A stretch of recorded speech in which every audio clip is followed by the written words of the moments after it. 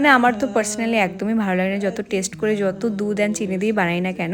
এখানে everyday milk ছিল, sugar ছিল অ্যান্ড আসাম চা ছিল।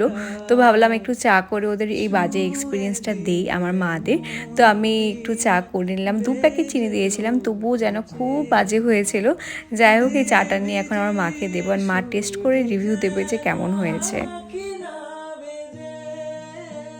আমার মা তো জাস্ট মুখে দেন তারপরেই বলে খুব বাজে।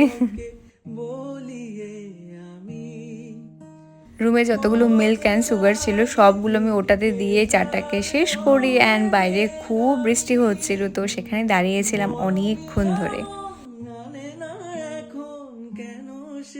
তারপর আমাদের ক্লায়েন্টের বোন ফোন করে বলে, দিদি তোমরা ব্রেকফাস্ট করে নাও, তারপরে কাজ শুরু করো। তো আমরা ব্রেকফাস্ট করতে চলে যাই। অ্যান্ড এটা যেহেতু নন বেঙ্গলি ওয়েডিং ছিল, এখানে 2 দিন আমাদের পিওর ভেজ খেতে হবে। অ্যান্ড ট্রাস্ট মি, এই ভেজ খাওয়ার জন্য আমি আসা